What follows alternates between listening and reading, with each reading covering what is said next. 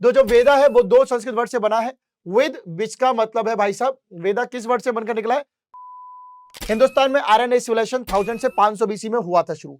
ऐसा माना जाता है ऋग्वेद पीपल के लोगों को एक मेटल का पता था, जिसे वो मेटल का नाम नहीं जान पाए, उसे वो अयस्क कहते थे। पहले लोग पेड़ पूजा की बहुत पूजा करते थे, जैसे जैसे जमाना बदला है आज भी तो लोग कहां करते हैं, ऐसे ही बदल रहा है। हाय एवरीवन, क्या हाल चाल है आप सभी लोगों के, कैसे आप लोग? आई विश की बहुत ही फिट होंगे, फाइन होंगे और अपने एग्जाम की तैयारी धूम धड़ाके तरीके से मचा रहे होंगे। भाई साहब बिल्कुल एकदम आग लगाने वाली तैयारी कर चुके होंगे आप लोग, और आप सभी लोगों का मैं बहुत बहुत स्वागत करता हूं। जी हाँ, आप सभी के इस प्यारे से प्लेटफॉर्म फिजिक्स वाला पर, जहां पर हमारा एक छोटा सा प्यारा सा आप लोगों के लिए बहुत ही बेहतरीन मजबूत सा बैच बनाया गया है। लेक्चर चल रहे हैं जहां पर टाइटन इस बैच में, जहां पर आप सभी लोगों को हमने बहुत प्यार से बहुत सारे लेक्चर्स को हमने करा दिया है।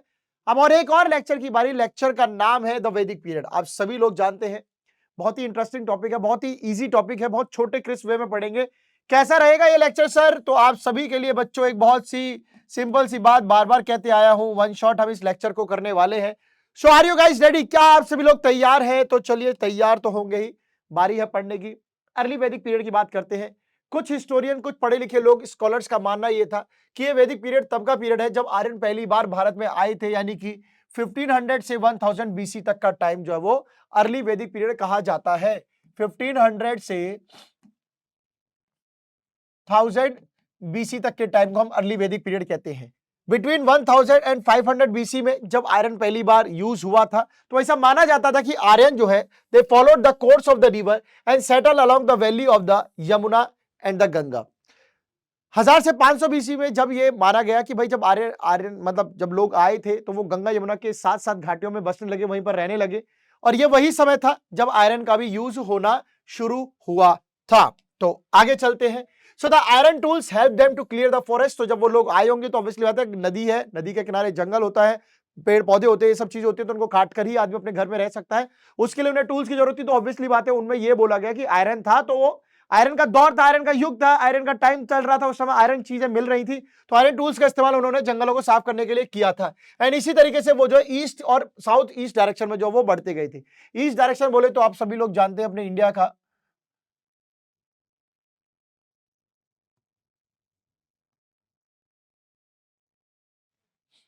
ईस्ट मतलब ये वाला, साउथ ईस्ट मतलब ये वाला पार्ट। तो यहां से आकर ये इस तरफ मूव करके गए थे, तो इस तरफ ये लोहे की मदद से आगे बढ़ते जा रहे थे, जंगलों काटते जा रहे थे। आर्यन सो फार नोमैडिक थे नेचर। नोमैडिक क्या होता है? अपने साथ अपने जानवर को लेकर चलना, एक जगह से दूसरे का जाना। इस तरीके से धीरे धीरे वो गंगा वैली में जो वो सेटल होना शुरू हो गए थे। एंड इसी पीरियड को बोला जाता है बाद में लेटर वैदिक पीरियड। कौन से पीरियड को? 1000 से 500 बीसी वाला। यानी कि हमने पढ़ा क्या बच्चे? अर्ली वैदिक पीरियड। क्या पढ़ा हमने? अर्ली वैदिक पीरियड, जो कि है 1500 से 1000 बीसी तक। फिर हमने पढ़ा क्या? Letter Vedic period. Later Vedic period क्या है बच्चों? 1000 से 500 बीसी वाला टाइम पीरियड। ठीक है, आगे बढ़ते हैं, लेटर वैदिक पीरियड की बात करते हैं। तो the culture of this period refer to Vedic culture, इसको कहा गया क्योंकि ये बेस था वैदिक टेक्स्ट पर। वैदिक टेक्स्टों की पढ़ाई, वेद की संरचना जो आप देख रहे हैं, जो इस पार्ट में पढ़ रहे हैं, वो सब इसी जमाने में हुआ था। सबूत क्या है? सबूत है लिटरेचर सोर्स, यानी लिटरेरी सोर्सेज, जहां पर आपको देखने को मिलेगा पूरे वैदिक टेक्स्ट को, जो वैदिक पढ़ाई, इसको दो पार्ट में डिवाइड किया गया है। एक जो अर्ली वैदिक 1500 से 1000 बीसी, एक जो है लेटर वैदिक 1000 से 500 बीसी वाले टाइम पीरियड में, इनमें ही सब कुछ हुआ है। अर्ली वैदिक टेक्स्ट जो थे 1500 से 1000 बीसी वाले, यहां पर आपको ऋग्वेद ज्यादातर देखने को मिलेगा। बाकी के वेद जो है वो लेटर वैदिक में बने। देखो, वेद मतलब सबसे पहला वेद मतलब ऋग्वेद, वो बना अर्ली वैदिक में। बाकी क्या है? वैदिक टेक्स्ट है। बाकी के लेटर वैदिक, लेटर वैदिक मतलब वेदों के लेट, जो बाद के बाद जो बने वो सब यहाँ, जिसमें आपके वेदास बचे हुए, वेदास, ब्राह्मणास, अणक्यास, फॉरेस्ट बुक्स, उपनिषद, ये सब कुछ यहाँ पे बना। और यही दो पीरियड जो है वो आर्यन की कहानी को भी बताते हुए हमें आए हैं। Vedic literature was written in Sanskrit. कौन सी भाषा में लिखा जाता है? संस्कृत भाषा में लिखा जाता था। तो जो वेदा है वो दो संस्कृत वर्ड से बना है। वेद विच का मतलब है भाई साहब, वेदा किस वर्ड से बनकर निकला है? वेद प्लस आ, तो मतलब आ तो छोड़ दो, कोई नहीं है। तो वेद जो वर्ड दिख रहा है, वेद जिसे आप इंग्लिश में कह रहे हैं, जो कि बेसिकली संस्कृत वर्ड है, जिसका मतलब होता है ज्ञान, नॉलेज। सो वैदिक लिटरेचर को दो पार्ट में डिवाइड किया गया है, एक श्रुति, एक समिति। श्रुति समिति एक सुनना, मतलब सभाएं भी रही हैं, आपको कंफ्यूजन नहीं होनी है, सभाएं भी रही हैं, सुनना, समझना, लिखना, सब क्या कैसे आया वो सब हम पढ़ेंगे। ऐसा माना जाता है श्रुति, श्रुति मतलब जानते हो? सुनना। श्रुति was revealed to the sages, ऋषि मुनियों को भगवान ने, ऋषि मुनियों को किसने बताया? ये सब भगवान ने बताया। एंड उसके बाद ये पास होती गई knowledge orally from one generation to another generation, पंडितों से फिर आगे आगे आगे ऐसे ऋषि मुनि से चलती रही। स्मृति लिटरेचर जो था दे वर कंपोज्ड बाय ऋषिज। ऋषिज साधी मुनियों ने पहले भगवान से सीखा, उनसे जो ज्ञान बन के बाद में आया, ऋषि मुनियों ने जो सीखा फिर उसको लिखा, तो वही जो बना बाद में स्मृति, यानी पहले आया श्रुति फिर आया स्मृति। देखो स्मृति क्या है, याददाश्त में जो रह गया, याददाश्त में जो रह जाएगा उसको लिखेंगे, तो पहले सुनेंगे फिर लिखेंगे, तो श्रुति देन स्मृति, श्रुति देन स्मृति। ठीक है, आगे चलते वैदिक लिटरेचर हम कई पार्ट में डिवाइड कर सकते हैं, जैसे कि पहले 4 वेद, ऋग्वेद, सामवेद, यजुर्वेद, अथर्ववेद, कुछ उनके संहिता, कुछ उनके पाठ, ब्राह्मणास जो कि संहिता के साथ लगे हुए थे, अणक्यास, उपनिषद, एक एक करके बताएंगे। सबसे पहले बात करते हैं ऋग्वेद की। ऋग्वेद सबसे पहला वेद, सबसे पुराना वेद, अर्ली वैदिक पीरियड में बनने वाला वेद, इसलिए इसको फर्स्ट टेस्टामेंट ऑफ मैनकाइंड भी बोला जाता है। इट इज डिवाइडेड इनटू 10 मंडल, इसमें टोटल 10 चैप्टर्स कह लीजिए, मंडल कह लीजिए। ऐसा माना जाता है कि ये अर्ली वैदिक पीरियड में बना था। ये the hymns are dedicated by the sages to the god, इसमें जो कुछ श्लोक गीत लिखे गए हैं वो ऋषि मुनि ने भगवान के लिए लिखे हैं, भगवान को अर्पित किए हैं। ऋग्वेद में लिखने वाले जो गीत है they are the authentic source of knowledge of the life of the people of that time. लोगों के जीवन में जानने के लिए सबसे ऑथेंटिक पवित्र चीज कह लीजिए, असली चीज वो यही थी। Much of the Indian philosophy इसी ऋग्वेद पे डिपेंड है। दे वर पास्ड ऑन ओरली, एक ओरली चलते थे, रिटर्न कुछ नहीं था, टीचर टू उनके डिसाइपल मतलब स्टूडेंट तक जाता था। It also contains the famous Gayatri मंत्र ओम भूर्भुवः स्वः तत्सवितुर्वरेण्यम भर्गो देवस्य धीमहि धियो यो नः प्रचोदयात्। सो ये जो गायत्री मंत्र है ये ऑब्वियसली आपके ऋग्वेद में ही मेंशन्ड है। बात करते हैं ऋग्वेद के बाद साम वेद की, तो साम का मतलब होता है मधुर ध्वनि, मधुर सॉन्ग या फिर गीत संगीत की बात। तो इसमें जो है बेसिकली गीत संगीत की बात की गई है। ये जो है तब गाए जाते थे जब किसी तरीके का प्रीस्ट जो पुजारी जो है दान कर रहे होते, जैसे हम आज मंत्र करते हैं ना पंडित जी, वैसे ही जो है ये चलता था। यजुर्वेद, इसमें होता था वो सब जो यज्ञ जो करते थे उस समय जो गीत गाए जाते थे वो इसमें होता था। इसकी वजह से हमें सोशल एंड रिलीजियस लाइफ का पता चला आर्यंस की, कि वो किस तरीके के दान करते, समाज में कैसे रहते थे। लास्ट है अथर्ववेद। अथर्ववेद मतलब वैसा वेद जो जादू टोने से जादू टोने का नाम जब भी आता है तो अच्छे की हवा टाइट हो जाती है, पता नहीं क्या बोलेंगे, है ना। तो जादू टोने की बातचीत इसमें बताई गई थी, हालांकि इसमें गलत तरीका नहीं, किसी बीमारी का इलाज और उस तरीके से जादू टोने की बात की जाती थी। तो यहाँ पर जो है ऋग्वेद से लिए गए ज्यादातर गाने, गीत, संगीत। इसके अलावा इसमें आप देखेंगे ज्ञान, नॉलेज, कर्म और ये सब भी बातें हुई हैं, एक्शन, उपासना, इन ये सब बातें हुई हैं। So some hymns also deal with the medicine के बारे में। इसी में देखिए तंत्र विद्या है, तो ऑब्वियसली तंत्र में केवल गलत नहीं होता है। आप बहुत सारे लोग समझते हैं कि गलत होता है तंत्र विद्या, ऐसा नहीं है। किसी चीज का उपचार तंत्र विद्या के थ्रू भी यहीं पर दिया गया है। आगे चलते ब्राह्मणास, तो they are written after the वेदों के बाद ये लिखे गए थे। सिंपल कमेंट्री है, उनके जो सिंपल शब्द थे वही ये है। ब्राह्मणास क्या है, ब्राह्मणास मतलब भाई साहब simple commentary on Vedas, simple commentary on Vedas. तो ब्राह्मणास इनमें लिखे गए, ब्राह्मणास लिखे गए। सो दे एक्सप्लेन क्या होता है social religious importance of rituals, परंपराओं का और उनके दान की जो सेक्रीफाइस करते हैं उसकी वैल्यू क्या है, सेक्रीफाइस क्यों करना चाहिए, वो सब यहाँ पे बताया गया। ब्राह्मणास की जो अपनी एक ऐतिहासिक वैल्यू है, each Veda has several Brahmanas, सबके अंदर और सिंपल कमेंट्री छुपी हुई है। अनाक्यास बात करें तो इनको फॉरेस्ट बुक कहा जाता था। ये इसलिए लिखी जाती थी ताकि जो शिष्य है वो जो जंगल में रहते हैं वो ज्ञान की प्राप्ति के लिए, उन चीजों को जानने के लिए, मेडिसिन वगैरह सब सीख सके। They form concluding part of the Brahmanas, यानी वेद, वेदों के अंदर आपके ब्राह्मणास, और ब्राह्मणास के अंदर जो कंक्लूजन जब निकलता था तो वो निकलता था अणक्यास के लिए, अणक्यास के लिए, ठीक है, अणक्यास के लिए। सो दिन की जो मेन थीम होती है वो मिस्टिज्म एंड फिलॉसफी, मतलब फिलोसफिकल बातें होती हैं, ज्ञान व्यान की थोड़ा सा लेक्चर टाइप बातें और जो थोड़ा सा मिस्ट्री टाइप बातें जो हो जाती थी। उपनिषद की बात करें तो ये फिलोसफिकल कमेंट्री है वेदाओं के ऊपर, फिलोसफिकल समझते हो ना, तर्क वितर्क की बातें, मतलब जिसे कहते हैं दर्शन विलासी, किसी चीज के ऊपर आपका क्या पॉइंट, उस तरह की बातें हैं। जो सिद्धांत थे कर्म, मोक्ष एंड माया, इसी में बताया गया, एक्सप्लेन डिटेल में बताया गया। उपनिषद जो है बेसिक सोर्स है इंडियन फिलोसफी, दार्शनिक के, कंपोज्ड बाय द डिफरेंट अलग अलग ऋषि मुनियों ने बनाया था। एंड ऐसा बोला जाता था they are said to be the foundation, form the foundation on which the addition to the Vedic literature rest. बाकी के जो वैदिक लिटरेचर बने हैं उन पे इन चीजों का बहुत इंपैक्ट पड़ा है। यहाँ पर से सीखने का देखो, एक वेदा के बाद दूसरा वेद, दूसरे वेद के बाद तीसरा, चौथा, वो ब्राह्मणास, उपनिषद, ये एक दूसरे से सीखकर ही बने हैं।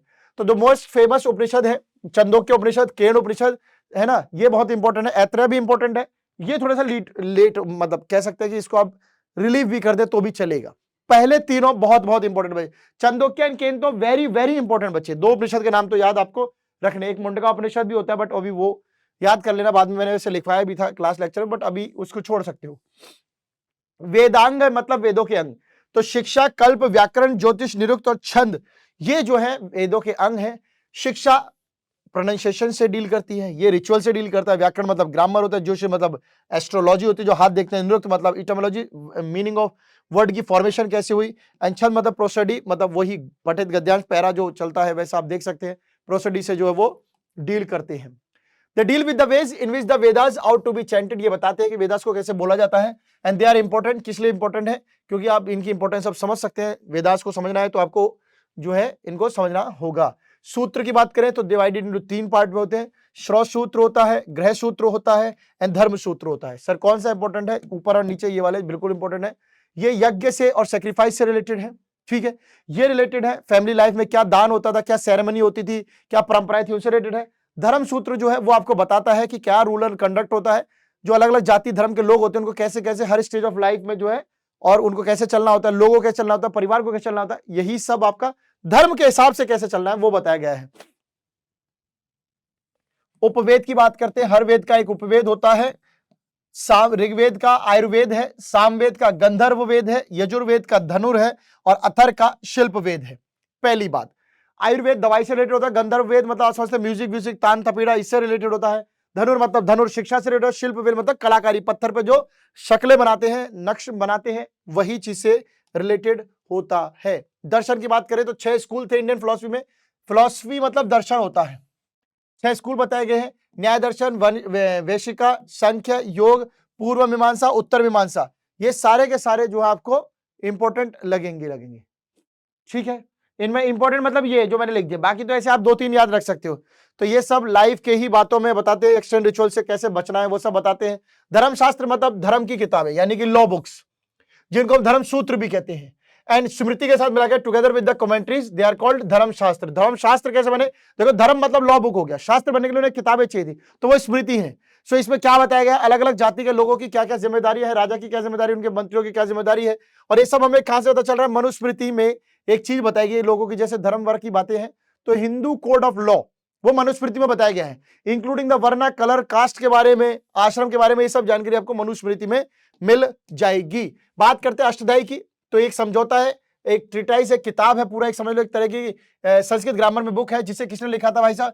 पनिनी ने लिखा था। इस information is given about the roots of the word की उत्पत्ति कैसे हुई, and the context in which they were used in Vedic literature, और किस सेंस में यूज किए गए वैदिक लिटरेचर में, ये सब हमको किसमें पता चलता है? अष्टदाई में। अष्टदाई में हमको पता चलता है। एपिक्स जानते हो ना, बड़े बड़े पाठ, महाकाव्य जिसे कहते हैं, रामायण और महाभारत। रामायण क्या बताऊं, संस्कृत में लिखा है, संस्कृत वर्जन जो महर्षि वाल्मीकि ने लिखा था। इसमें राम प्रभु राम जी के बारे में बताया कि कैसे, मैं क्या बताऊं, मैं मतलब रामायण एक ऐसी चीज है जो मुझे शायद बताने की जरूरत नहीं है, आप सभी लोग जानते होंगे। तो ये रामायण के बारे में। दूसरी बात करें महाभारत की, तो ये ऋषि मुनि जो है व्यास जी ने लिखी थी। महाभारत भी संस्कृत भाषा में लिखी गई है। ओरिजिनली इसका इट वाज कॉल्ड, इसको जया कहा जाता था, कलेक्शन ऐसी किताब थी जो किताबें जीत की कहानियों से भरी पड़ी है। सब्सिक्वेंटली इसको बाद में भरत बोला गया, एंड इसका जो फाइनल जो पार्ट बना उसे महाभारत कहा गया। तो भरत से भारत, और भारत फिर एक बड़ा पार्ट तो महाभारत। भागवत गीता भी महाभारत का पार्ट है, जो कि काफी रिलीजियस और पवित्र टेक्स्ट माना जाता है। इंपॉर्टेंस क्या है? मेन सोर्स ऑफ इन्फॉर्मेशन, उस समय राजनीति कैसी होती, कल्चर सोशल कैसा था, इन्फॉर्मेशन बताते हैं आर्यन किंगडम के बारे में, आर्मी और वो सब, क्षत्रिय क्या करते हैं, उनकी जिम्मेदारी क्या थी, वो सब बताया गया है। एपिक्स जो कंसीडर किया है फाइनेस्ट लिटरेरी वर्क है। देखिए इनके ऊपर बहुत, इनका साथ लेके बहुत फिल्में बनी और सब चली हैं, कहानियां बनी, सीरियल्स बने, सीरीज बनी, वेब सीरीज बनी, सब चल रहे हैं। तो ये सब पता चलता है। ये बताते हैं कि हाई आइडियल्स फैमिली लाइफ की, जो आर्यन जो लोग थे उनकी फैमिली की परंपरा में ऊंचे ऊंचे हिसाब के चीजें, उनकी पहचान, उनके आइडियल्स क्या थे, उनकी सोच क्या थी। ग्रेट हीरोज के बारे में इसमें बताया गया है, आप सभी जानते हैं। इसमें भगवान के बारे में बताया गया, काफी कहानियां, बड़े से बड़े धुरंधर बताए गए हैं। भागवत गीता में भी कर्म और फिलॉसफी बताई गई। भागवत में ये बताया गया कि मतलब आपको अन्याय नहीं करना है, आत्मा पवित्र नहीं करनी है, अच्छी चीजें करनी है। आयरन आर्टिफैक्ट्स, लोहे की मूर्तियां, लोहे की कलाकृतियां। So the discovery of iron marks an important stage बताई जाती है सिविलाइजेशन में, पूरे वर्ल्ड में। हिंदुस्तान में आयरन एज सिविलाइजेशन 1000 से 500 बीसी में हुआ था शुरू। ऐसा माना जाता है ऋग्वेद पीपल के लोगों को एक मेटल का पता था, जिसे वो मेटल का नाम नहीं जान पाए, उसे वो अयस्क कहते थे। या तो वो कॉपर था या वो ब्रॉन्ज का था, ठीक है। अयस्क कहते थे, या तो वो कॉपर का था या वो ब्रॉन्ज का था। लेटर वैदिक पीरियड में अयस्क जो है वो श्याम अयस्क दिख रहा, यानी कि ब्लैक आयरन ही उसको नाम से फिर वो पड़ गया, श्याम अयस्क या काला अयस्क। कृष्ण और श्याम जी का रंग नीला था, तो लोहे का रंग नीला काला सा ही होता है। Iron was a harder material था, जो कि ब्रॉन्ज और कॉपर से था। ब्रोंज कॉपर से ज्यादा पावरफुल, इसलिए इसका यूज ज्यादा था और सस्ता भी था और बहुत ज्यादा अमाउंट में अवेलेबल भी था, इसलिए रतन टाटा जी का आप देख सकते हैं लोहे का कारोबार रहा है। आयरन कहाँ का यूज हुआ? एग्रीकल्चर में यूज हुआ। When the iron migrate to the north and eastern part of India they form that area, वहां पे गए वो आयरन, जब नॉर्थ और नॉर्थ ईस्टर्न पार्ट में गए, साउथ ईस्टर्न पार्ट में गए, ये उन एरिया में गए यहाँ पे रेनफॉल ज्यादा होती थी, ठीक है, रेनफॉल एरिया, क्योंकि रेनफॉल होगी, खेती करने के लिए टोल्स थे, खेती करेंगे। कॉन्सिक्वेंटली इस रीजन में जो है आप देखेंगे बहुत बहुत घने घने जंगल मिले थे, which could not be clear by the copper और स्टोन से नहीं क्लियर कर सकते, उसके लिए एक स्पेशल मेटल चाहिए था, वो बना iron. So but by using iron tools उन्होंने जंगल साफ करे और वो जाके एरिया में बसने लगे। So with the use of iron, iron की मदद से उन्होंने कुल्हाड़ी, कस्सी, फावड़ी वो सब बनाए, उससे खेत, बड़े बड़े खेत को जोतने लगे, उनमें फार्म करने लगे। सिमिलरली ग्रेजुअली धीरे धीरे क्या हुआ, वैदिक people acquired a better knowledge off season की, पता चल गई सर्दी में क्या करना है, गर्मी में क्या करना है, अब लोहा भी है और मौसम की जानकारी होगी, तो ये सब जानकारी उन्हें मिलने लगी। This result in production of rice, wheat, barley, fruits, vegetables, ये सब कुछ हॉर्टिकल्चर भी उन्होंने स्टार्ट कर लिया। Occupation, the use of iron gives to the नए ट्रेड, नए नए व्यापारों को मिले, जैसे कि हथौड़े बनाने वाले लोग आए, तांगा बनाने वाले, कस्सी बनाने वाले, कील बनाने वाले, ये सब, अब लोगों की जरूरत थी तो फिर लोगों को रोजगार मिला। डिफेंस, अब लड़ाई लड़नी है, किसी ने भाला फेंक के मारा, ऐसा लोहे का रहेगा, ऐसा आएगा, मुड़ेगा, टन कुड़क गिर जाएगा नीचे। अब मान लो कॉपर ब्रॉन्ज का छाती फट गया तो कह रहे मुझे कुछ नहीं हो सकता, तू मार के दिखा, भाई आ रहा छोटा, हिम्मत है तो मुझे मार के दिखा, इसको छोड़, भाला फेंक के मारा। अब छोटे वाले भाई को भाला फेंक के मारा, भाई साहब उसका कॉपर का स्टैचू था आगे, छाती को रोकना, पार हो गया। भाई को लोहे का था, भाई जब से कह रहा था मत पंगा ले, भाई पंगा ले लिया, तो डिफेंस में यूज होता था। Next is origin of iron की बात करें तो आयरन की कहानी कुछ ऐसी है भाई साहब कि पूरी कंट्रोवर्सी से भरी हुई है, कुछ नहीं क्लियरेंस है। कुछ का मानना था कि आयरन यहीं के थे, बाल गंगाधर तिलक जैसे लोगों का मानना था कि आयुर्वेदा जो लोग, मतलब जो तिलक, मतलब बाल गंगाधर तिलक जैसे जो लोग हैं उनका मानना यह था, जब उन्होंने ऋग्वेद और जैन अवस्था जो जीसस जैसी किताबें, उन्होंने बोला कि original home of iron were the Arctic region, ये 8 के रीजन से आए थे। कुछ लोग कह रहे हैं हिंदुस्तानी थे, भारतीय के यहीं के थे, भारतीय ही थे। कुछ लोग कह रहे हैं बाल गंगाधर तिलक जैसे आर्कटिक एरिया से थे। एसी दास जैसे लोग ये कह रहे हैं कि भाई ओरिजिनल आयरन का जो होम था वो इंडिया था। स्वामी दयानंद सरस्वती का कहना यह था होम ऑफ आयरन जो वो तिब्बत था। प्रोफेसर मैक्स मुलर का कहना यह था कि आयरन जो थे हिंदुस्तान आए थे सेंट्रल एशिया से, मतलब कि भाई साहब हिंदुस्तान हो गया, सेंट्रल एशिया हो गया, है ना, उसके बाद आपका क्या कहते हैं तिब्बत हो गया। ऐसे बहुत सारी थ्योरीज बनी, फुल ऑफ कंट्रोवर्सीज, किसी को कुछ नहीं क्लियरेंस हो रही। पोट्री की बात करें, आयरन का यूज देख लीजिए, तो पोट्री का क्या है आयुर्वेदिक पीरियड में, मतलब आयरन का यूज तो जो यहां भी हुआ है ऐसा नहीं है, वैदिक पीरियड में पोट्री का यूज लिए। पोट्री एक इंपॉर्टेंट सोर्स है जानकारी का, क्योंकि घड़ों से बहुत कुछ जानकारी मिलती है। ग्रे कलर की जो पेंटिंग यहाँ होती थी, पेंटेड ग्रे कलर के मटके होते थे, डिजाइन बनाते थे। दे discovered different sites in Punjab और हरियाणा में मिले हैं, तो मान सकते हैं उस समय लोग पानी वानी भर के लाते होंगे। इंपोर्ट साइट इसका भगवानपुरा है ना, आगे कुरुक्षेत्र हरियाणा में है, ददेरी लुधियाना में है, कटपलान, तो ये सब आप दो ही नाम याद कर लो, बहुत है, काफी है। दीज कल्चर्स आर रिगार्डेड, इनको ऋग्वेदिक कहा गया। अगर आप गंगा यमुना इलाके में जाएंगे तो आपको आयरन के इलाके में आपको ये मिल जाएगा, पेंटेड ग्रे पोट्री वहां भी मिली है, पोट्री जो है पेंटेड ग्रे कल्चर जो है वो लेटर वैदिक के साथ साथ में भी कुछ कुछ एरियाओं में नजर आया था। पीजीवी क्या होती है? पेंटेड ग्रे वेयर, जो फाइन तरह की अच्छी स्मूथ और कलर्ड पोट्री होती थी। ये जो होती थी अच्छे कारीगर से, अच्छी मिट्टी से बनाई जाती थी। इस पे कई सारे डिजाइन बनाए जाते थे, ब्लैक कलर में फ्लावर डिजाइन बनाए जाते थे, सूरज के सिंबल, मतलब ये वाले, ये जो होते हैं जो हम ड्राइंग में बनाते हैं, ये वाले सिंबल मिलते थे। इसके बाद आई पेंटेड ग्रे, बाद का आई northern black polished ware, NPPW। ये जो पोट्री थी ग्लोसियर शाइनी थी, पहली वाली मैट की थी। This type of pottery was made by the people who dominated the economic and social life of the period. जो लोग उस समय रिच थे, थोड़े पैसों में थे, वो लोग इस तरह के मटकों और उन सब का यूज करते, उनके लिए बनाई जाती थी। आगे चलते हैं, early settlements. So on the basis of the names of reverse and mountain mention in the Rigveda, ऐसा माना जाता है कि आर्यन हिंदुस्तान में अफगानिस्तान से आए थे, एंड उसका जो सेटल हुए थे कहां, काबुल रिवर और पंजाब, काबुल अफगानिस्तान में, वहां पे सेटल, उसके बाद वो पंजाब वाले एरिया में आए थे। They call this north western part को इंडिया को उन्होंने बोला सप्त सिंधु और लैंड ऑफ 7 रिवर्स। 7 रिवर्स आप नाम जानते हैं, 7 रिवर्स के नाम वही है, इंदस यानी सिंधु कहते हैं, रावी, ब्यास, सतलुज, झेलम, चेलाब एंड सरस्वती रिवर। ये जो इलाका था, ये आज के इलाके में बात करें तो अफगानिस्तान है, पंजाब है, वेस्टर्न यूपी आपको दिख जाएगा, इन इलाकों में ये आता है। बात करें ये जो रीजन है, बाद में इसको ब्रह्मवत के नाम से और लैंड ऑफ गॉड्स के नाम से जाना गया, बिकॉज यहाँ पर कंपोजिशन ऑफ ऋग्वेद हुआ था, ऋग्वेद की पार्ट हुआ था, भाई ऋग्वेद बनाया गया था सरस्वती नदी के किनारे पर, जो कि बहुत ही पवित्र नदी मानी जाती है। This region provided condition for the stable agriculture. लोग यहाँ पर क्यों आए थे? क्योंकि यहाँ पे पानी अच्छा था, टूल्स थे, तो एग्रीकल्चर बहुत अच्छी हो रही थी। ये जो एक जगह से दूसरी जगह घूमने की कहानी थी, इसी को हमने क्या बोला था, नोमैडिक कल्चर, अपने जानवर के साथ घूमना। ये fact was responsible for the evolution of new culture. तो इसी बात से हमें पता चला कि यहाँ लोगों पे एक नया कल्चर था, यानी कि आर्यंस लोग आए थे। ऋग्वैदिक टाइम पीरियड और अर्ली वैदिक टाइम पीरियड में आर्यन जो गांव में रहते थे। फैमिली जो होती थी वो फंडामेंटल यूनिट होती थी किसी भी सोसाइटी का, यानी सोसाइटी में सबसे छोटी कोई चीज थी तो वो क्या थी, फैमिली, फैमिली बहुत जरूरी थी, है ना, और बहुत बेसिक भी थी। इट वॉज पेट्रियार्कल, पेट्रियार्कल मतलब यहाँ पे पिताजी की चलती थी, दादाजी फिर पिताजी उनके बेटा, इसका मतलब यहाँ पे ओल्डेस्ट मेल मेंबर ही मुखिया होता था। आफ्टर द डेथ ऑफ गृहपति रिस्पॉन्सिबिलिटी शिफ्ट हो जाती थी, उसके बड़े बेटे पर शिफ्ट हो जाती थी। मैरिज शादी होती थी, लड़का लड़की दोनों की होती थी मैच्योरिटी आने पर। मैच्योरिटी की कोई ऐसी खास एज नहीं थी, बहुत कम एज थी। सिंगल शादी जो है पहले चलती थी, सिंगल शादी चलती थी, बट थोड़े टाइम्स चीफ जो थे, हेड मुखिया जो थे, वो एक से ज्यादा शादी कर लेते थे।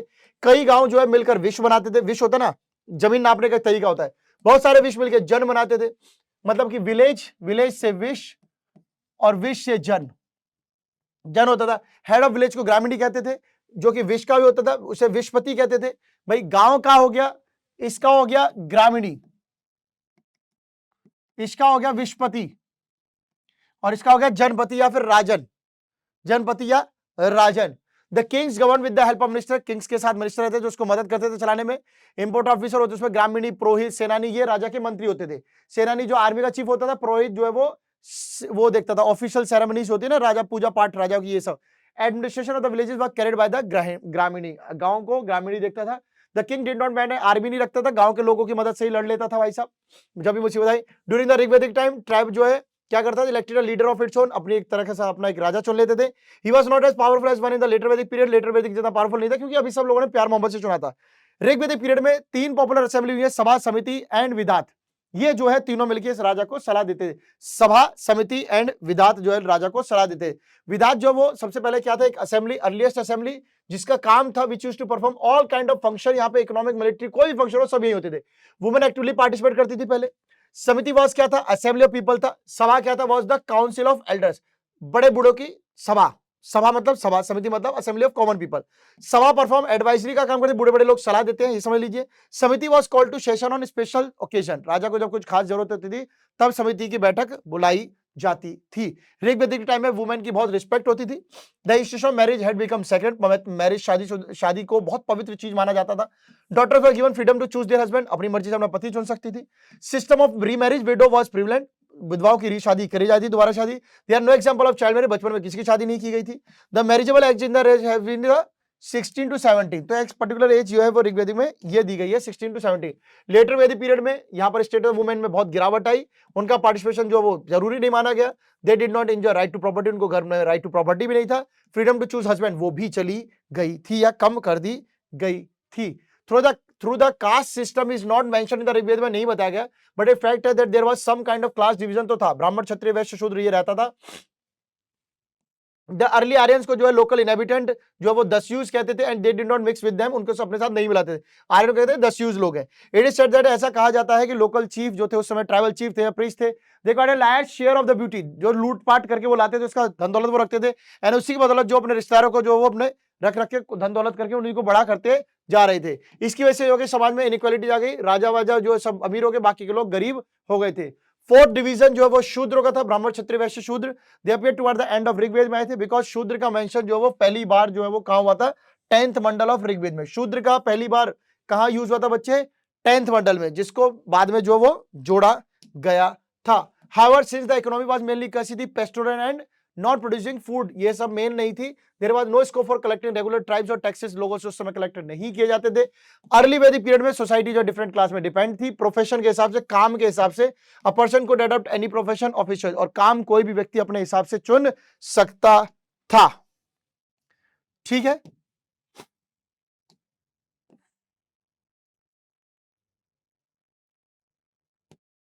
इन द लेटर वैदिक पीरियड में आपको ब्राह्मण, क्षत्रिय, वैश्य, शूद्र ये देखने को मिल जाएंगे। ये 4 कास्ट समझ में आई है।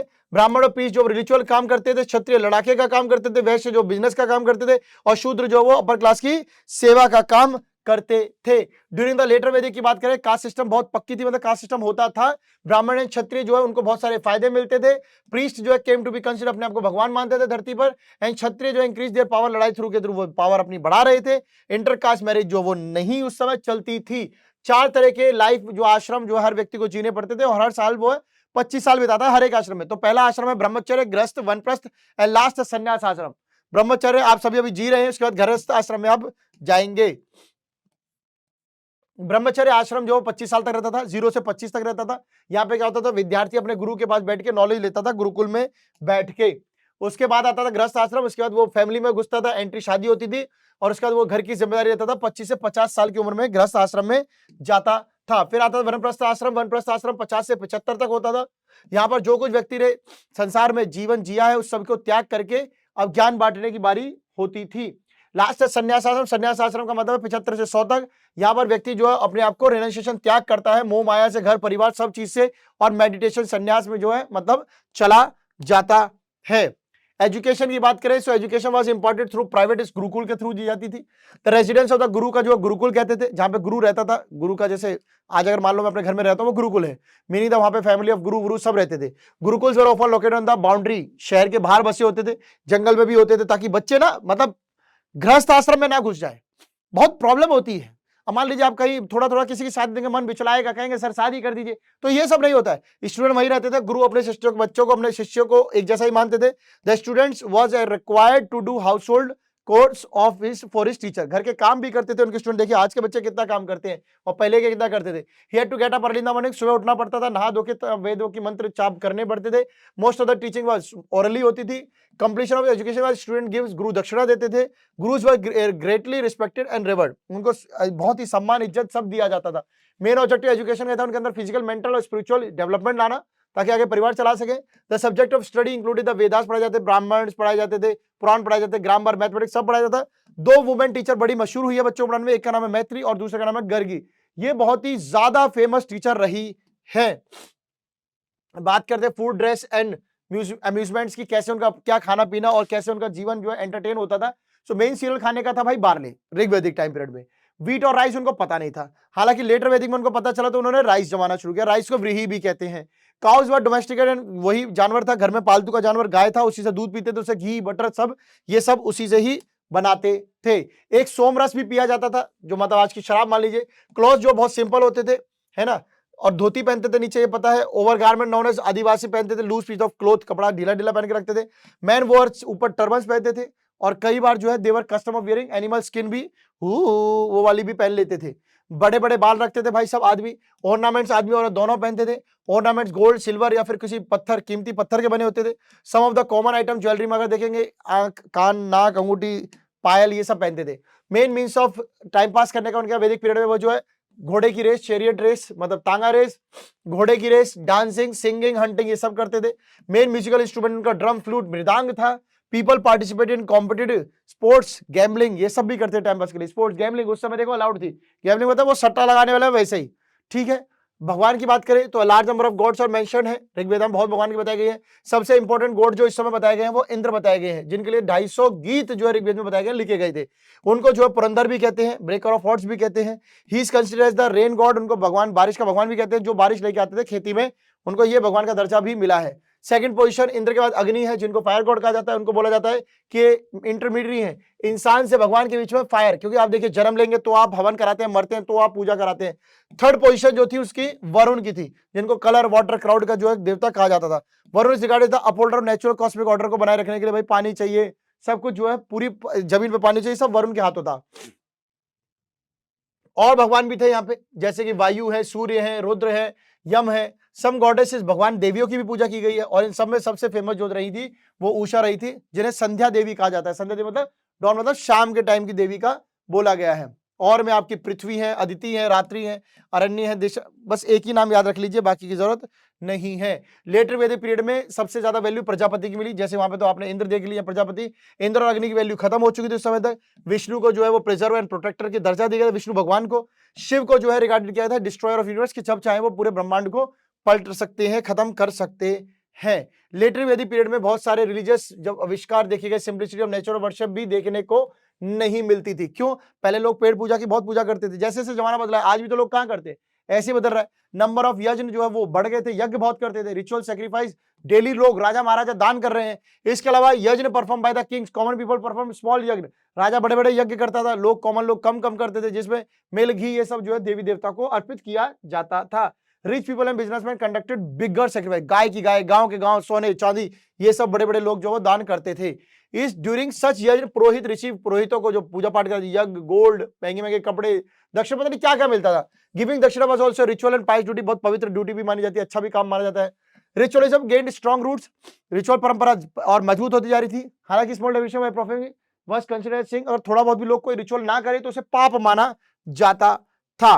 नेक्स्ट बात करें, Brahmans were responsible for bringing about many innovation and evolving new doctrine, नए नए सिद्धांत सोसाइटी में ब्राह्मणों ने बनाए।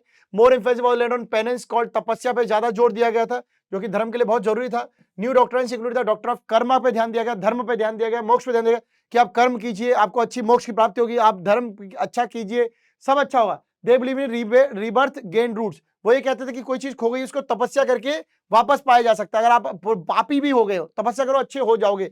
सो Brahmans were said to be divine power, ब्राह्मणों के पास एक देवी शक्ति मानी जाती थी। नो रिचुअल्स और religious celebration would commence without the presence of the Brahman, Brahman नहीं होते तो कोई पूजा पाठ भी पहले नहीं होता था। इकोनॉमी में बात करें, ऋग्वेदिक की जो इकोनॉमी थी मेनली पेस्टोरल थी।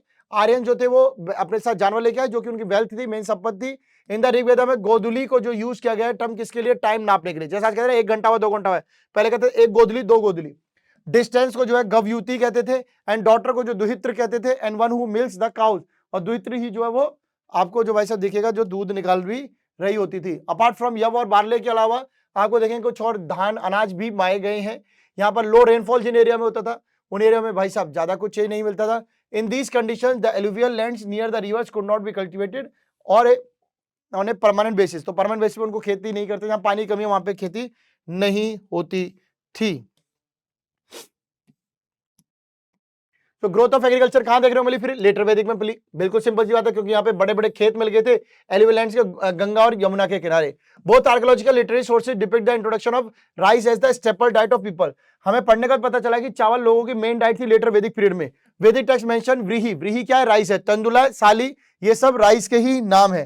तंडुला, साली और व्रीहि राइस के ही नाम है। लेटर वैदिक टेक्स्ट में रेफर टू द ऑक्सन योग टू द प्लव, ऑक्सन योग का भी युग कहा गया क्योंकि इस जमाने में जो खेत जोते गए थे वो बैल की मदद से जोते गए थे।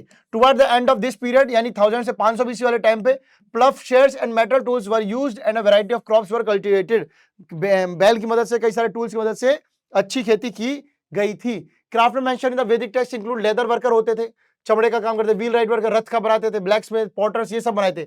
However none of these group were considered as the low status, इनको लो स्टेटस का नहीं बोला जाता था। Weaving seems to have been a domestic craft, पहले सुई कढ़ाई बुनाई का काम घर में किया जाता था। Wool obtained from sheep was the most common raw material, जो कि सबसे ज्यादा लोग भेड़ की ऊन करते थे, उन्हीं को वसूल करते थे। Cotton is not mention, cotton उस समय नहीं थी। ट्रेड की बात करें लेटिव पीरियड में एग्रीकल्चर सरप्लस बहुत ज्यादा हुआ था, इसलिए वो टाउन और सिटी में खेत का सामान जो है गेहूं चावल चीनी अनाज ये बहुत बेचने जाते थे। ट्रेड जो है फिर इसलिए ज्यादा दिखने लगा था। Although the Aryans has introduce coins, और आर्यंस ने कॉइन्स बनाए थे, इंट्रोड्यूस किया था, मतलब कौड़ी जो शादी ब्याह में लोग हाथ में बांधते हैं वैसा कुछ, बट धीरे धीरे बार्टर सिस्टम भी जो वो आना शुरू हो गया था। ऑक्यूपेशन की बात करें, एग्रीकल्चर, पोल्ट्री और इन सब के अलावा और भी काम थे, मेटल्स, कारपेंट्री, पोल्ट्री ये सब काम करते थे। वुमेन्स एंगेज थी, स्पिनिंग, वीविंग, स्विंग, निटिंग, कढ़ाई बुनाई सिलाई, इन्हीं में जो है वो बिजी रहती थी। मैंने आपको पूरा चैप्टर बता दिया, आप स्लो स्लो देखेंगे तो आपको ये चैप्टर समझ में आ जाएगा। हालांकि मैंने इस चैप्टर को बहुत तेजी से 32 मिनट में खत्म कर दिया, वो इसलिए करा था कि मैंने पूरा रीडिंग करके आपको पूरा आइडिया दे दिया है। अब आप लोग बिल्कुल आराम से पढ़ सकते हैं, कोई समस्या नहीं रहेगी। उम्मीद है कि आपको ये चैप्टर समझ में आ गया होगा। So thank you so much, bye bye, take care, see you guys.